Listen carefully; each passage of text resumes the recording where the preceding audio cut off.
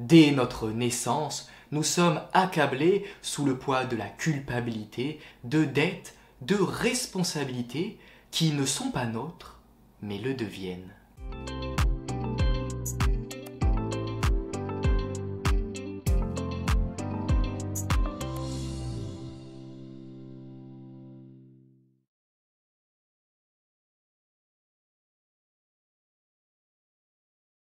Après une extinction de voix, une remise en question sur le travail personnel que je peux vous transmettre, couplé à un syndrome de l'imposteur, et on aura l'occasion d'y revenir au sein même de cette série de vidéos, me revoilà face à vous pour continuer ce travail que l'on a amorcé, celui de notre propre acceptation, celle de l'autre, et comment s'autoriser à s'accomplir en tant qu'individu à part entière. La dernière fois, j'ai usé d'une citation de Camus qui est la suivante. Pour exister, l'homme doit se rebeller. Et même si elle est bien évidemment sortie de son contexte, elle permet d'étayer mes propos. Se rebeller, c'est apprendre à dire non. Non à une autorité, c'est refuser de se soumettre à celle-ci. Mais de quelle autorité est-il question ici ?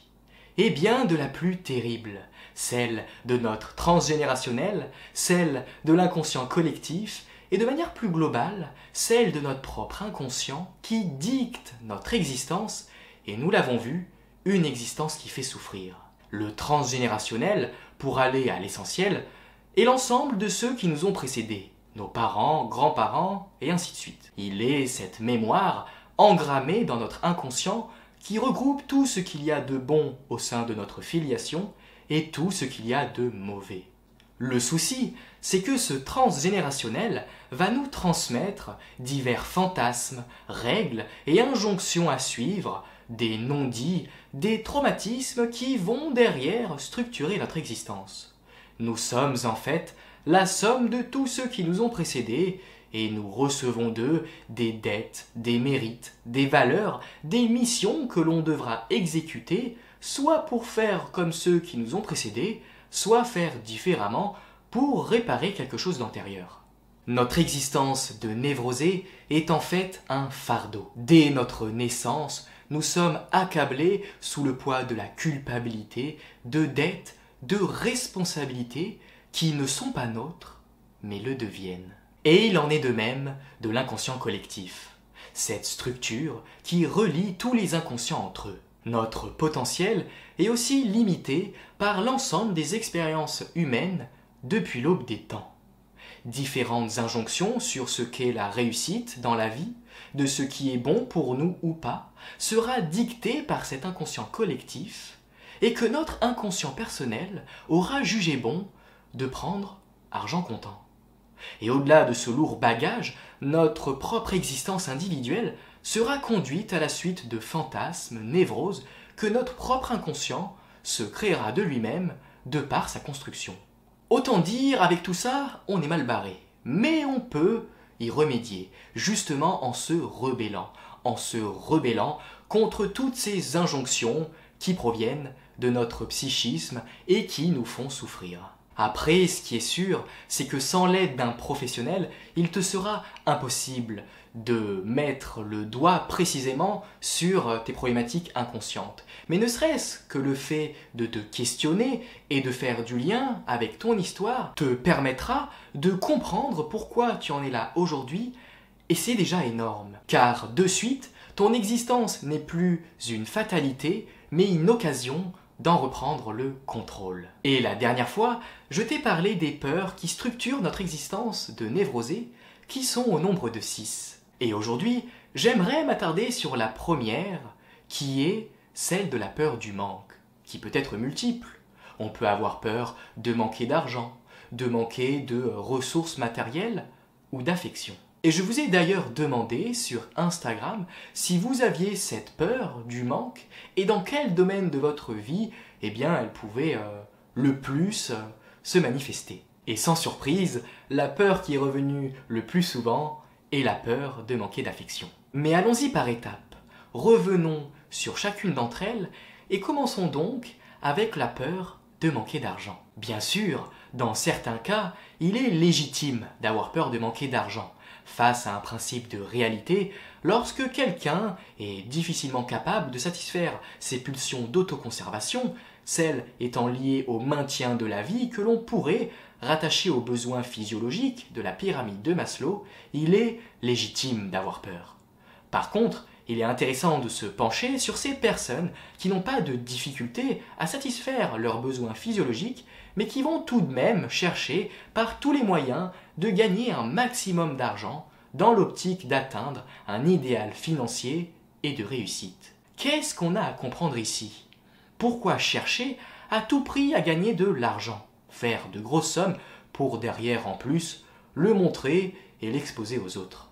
Eh bien, il se cache derrière la peur de manquer d'argent. Mais d'où vient-elle?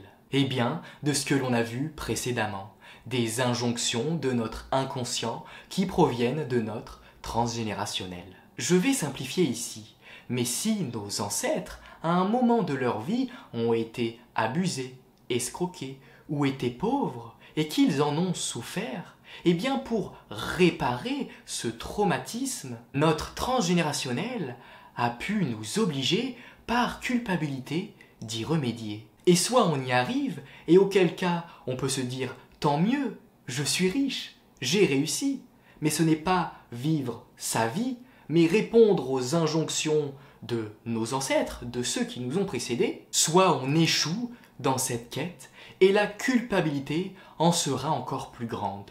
Culpabilité de ne pas avoir su gérer, ne pas avoir su accomplir cette mission que notre transgénérationnel nous avait imposée. Et qui dit culpabilité inconsciente dit rétorsion, et qui dit rétorsion dit somatisation. Même si l'un des deux cas semble plus profitable, dans les deux cas nous restons victimes de nos processus inconscients. Peut-être que l'on réussira dans la vie, mais on échouera dans le fait de réussir sa vie. Car au-delà du transgénérationnel, c'est aussi la société qui nous pousse et nous dicte ce qu'est la réussite, qui nous pousse à faire partie du haut du panier. Société qui elle-même est structurée de par cet inconscient collectif et par le mauvais côté de cet inconscient collectif, pas le bon malheureusement. La justification la plus parlante est celle d'individus qui ont tout en apparence, la réussite, l'argent, mais qui restent malheureux. Mais pourquoi le sont-ils malheureux? Car ils ont simplement répondu aux injonctions de leur psychisme en mettant de côté ce pourquoi ils étaient faits réellement. Ils ont privilégié, à leur insu, leur faux self, le fait de vivre pour les autres, de vivre pour leur transgénérationnel, au lieu de vivre pour eux-mêmes. Ils ont privilégié leur faux self, comme je l'ai dit, à leur vrai self. Et l'argent d'ailleurs, il n'a pas à être surinvesti, ni à être désinvesti, il y a à être neutre face à l'argent. Ce n'est qu'un moyen. Et je sais que ça peut être compliqué pour certains de voir la chose de cette manière-là.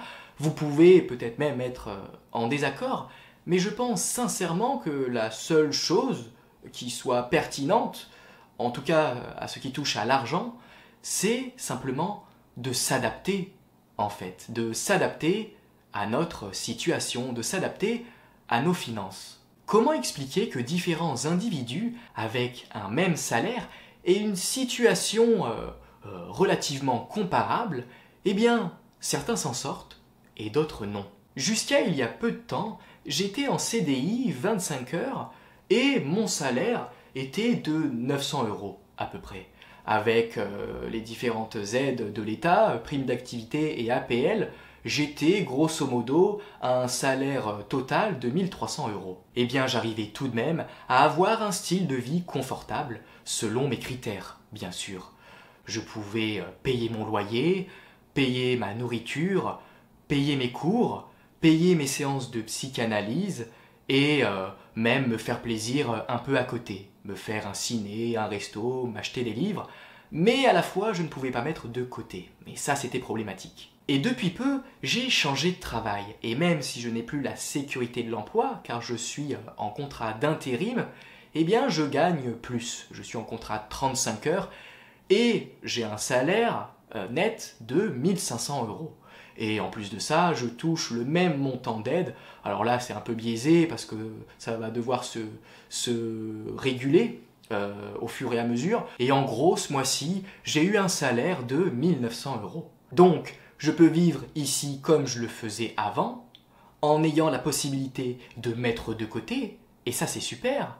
Et je pourrais même me faire plus plaisir, consommer plus. Et c'est justement le piège dans lequel je pourrais tomber. Parce que j'ai plus d'argent, je devrais en dépenser plus. Mais sachant que mes dépenses passées étaient liées à mes besoins passés, dépenser plus aujourd'hui voudrait dire que l'argent crée d'autres besoins. Mais ces besoins sont-ils indispensables? Dans une société qui nous crée sans cesse des besoins, le piège dans lequel on pourrait tomber est celui de la consommation, voire même de la surconsommation. Car au-delà de la peur de manquer d'argent, il y a la peur de manquer de ressources matérielles. Et même au-delà d'être une peur, car en vrai c'est pas bien formulé, l'idée c'est de posséder pour combler un manque. Mais parce que je me suis imposé un format de 10 minutes et que tout le monde a y gagné du temps et de la frustration, je vais m'arrêter ici et nous reviendrons dans 2 semaines plus en profondeur sur cette peur du manque. Pour ne rien rater, tu peux t'abonner si ce n'est pas déjà le cas et me soutenir financièrement sur Patreon en échange de contenu exclusif. C'est vrai que au travers de mes vidéos, souvent je parle de l'introspection, qu'il est pertinent, en tout cas selon moi, de se questionner sur soi-même, sur ce que l'on fait, sur notre rapport aux autres, et je vous ai jamais partagé d'exercice précis. Et justement, ce mois-ci, sur ma page Patreon, tu peux retrouver un podcast où je parle de tout ça, où je parle des pièges aussi de l'introspection et de comment faire cet exercice de manière efficace. Si ça t'intéresse, tu as le lien en description. Et sur ce, merci pour ton écoute, bienvenue au nouveau et à la prochaine. Ciao!